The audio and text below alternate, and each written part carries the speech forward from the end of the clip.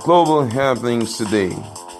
We communicate, we analyze global news. Stay tuned. Hello, beautiful people. Welcome to Global Happenings today. Peter Obi is indeed a phenomenon right now on social media. If you're not obedient, then you should be articulated. If you're not articulated, then you should be jagabanning. But it looks like the obedient supporters have taken over the social media. But right now, it looks like the presidency, via its presidential aide, is beginning to wonder why the sudden surge. What happened? What changed? Why is everyone all of a sudden obedient? But this is what he has got to say to burst the bubble of obedient supporters. Well, before we hit the news running, we like it, subscribe to our channel if you've not done so already. Hit the red subscribe button, please, and the bell notification icon to get notified. Let's go straight into the news. Well, Onochie, an aide to the president, Mohammed Buhari, has on her social media handles to speak on the sudden clamor for people to get their voters card ahead of the election by some group of people. In fact, actually, he went straight for IPOP. Let's continue with the news.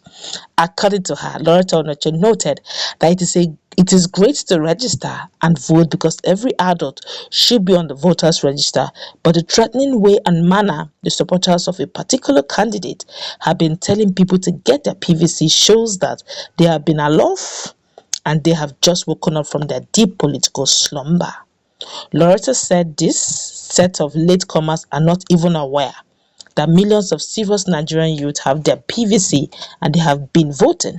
And these set of serious youth are at the stage of political participation and they are now running for offices. Loretta said the supporters of this particular candidate will learn a lesson that will culminate in 2023, that naivety and name calling does not result to political gain. In conclusion, Loretta Onochie said, coming online to insult and abuse people is not a smart way of winning convert for Peter Obi's party. Loretta said Peter Obi's supporters are behaving like Nnamdi Kanu's supporters. Or are they the same people? Loretta asked. Loretta Onochie advised Peter Obi's supporters to change their ways, build bridges, and cultivate friendship instead of demolishing bridges. All right, this is quite an interesting one. But we all know where this is heading from, where it's coming to. A lot of Nigerians, the likes of Reno Onkre also was one of the people who also opened up and said that what is going on, why are they insulting him? Anybody does not, who is not obedient, doesn't will get a lot of backlash and insults from obedient supporters. That's one. Reno mentioned that, and one single link also mentioned it, that look, guys, stop this. Okay, I have my opinion, right? I have my choice. You can't force your candidate upon me. Yes, Peter Obi is a great guy, he's a nice guy.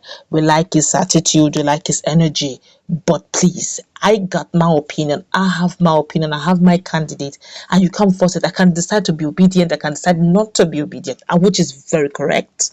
Okay, we all have our opinion, but there are ways of selling markets. It's a ways of introducing your people. But be that as it may, a lot of people, like the likes of Loretta, a lot of things she said, you can just paraphrase really, that a lot of Mazen Nnamdi Kanu's supporters have decided to port to Peter Obi supporters. Hold on, there's nothing wrong with that.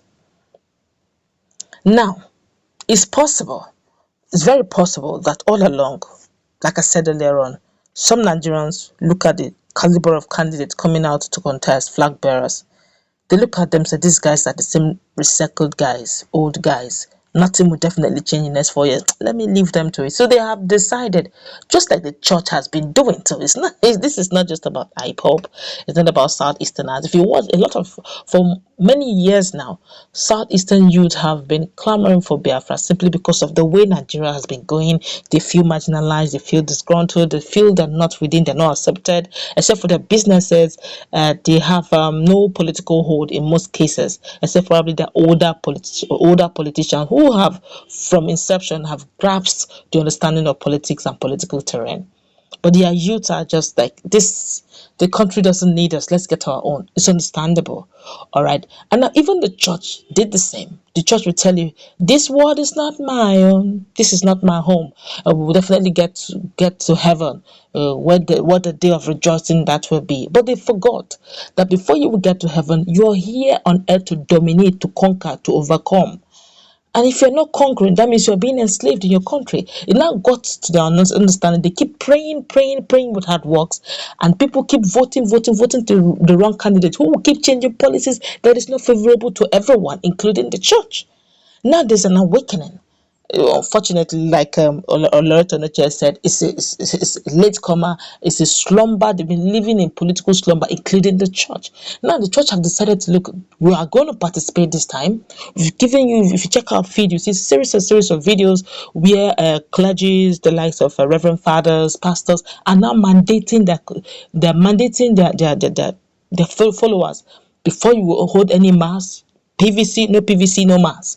Now, even RCCG have taken over too. So, look, in all your parishes, the mega parishes should be a center for people to sensitize, educate, let them know that we are in Nigeria. We're not in the spiritual Israel yet, in Jerusalem yet. We are in Nigeria. You have to participate, to choose your choice, to make your point. The church is a big place as well. It is just recently also the RCCG and some churches as well, House on the Rock, have risen up to the fact that they are leaders in their rights. They have a voice that can also make their members to vote for the right candidate. Now there's an awakening generally, hence the surge for PVC registration. So it's not just about IPOB.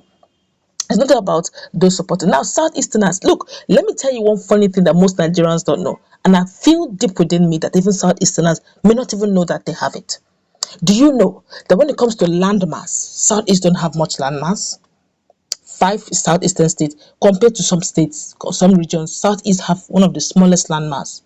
Sorry to burst a bubble, but when it comes to population, Southeast, they are like sand. They are much. Look, go to almost everybody. Leave the world now. Now let's come to Nigeria. Let's settle it down in Nigeria. Do you know that apart from the indigenous Nigerian, the indigenous people in a particular state, the next second largest is always in the Igbos? Go and check. Like the Igbos will say, Jokwese.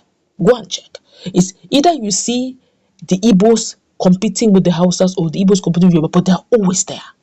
Go to Lagos, Alaba International, Teju Osho, they're all there. Yaba, they're the one. In fact, they're just, just go and sleep. They're residing there. There's a particular place in Abuja. That estate is strictly owned, majorly. 80% of that beautiful estate is owned, run by Igbos. Magodo Estate in Lagos is most. What are we saying? Igbos are littered everywhere. Now imagine these same Igbos getting the people. They don't vote because all they've always wanted is Biafra. Alaba International Market closed their market one day, just one day, say they want to get their PVC. They crashed Ojo. Ojo couldn't contain the crowd that came to them. Now imagine that crowd. And that's what is happening. Imagine that crowd now coming in to vote. They will drag that vote with even the Jagaban. If they decide to say, we want to vote for Peter Obi, and they go cut across, and even other Nigerians seeing that they have between the youth taking over. Look, don't let them divide you on ethical lines or religious line. Vote for the right person that will change your country. There's only one country you have, or maybe two if you're a dual citizen. But if you're talking about home sweet home, only one, and that's Nigeria. Make it, your vote will count. I don't know what Onochie is saying, but let's see what 2023 will hold. Let's visit that conversation. Do you agree with her that a lot of Southeasterners, IPOB in particular, are slow and steady people? They are slow in waking up, and they will get the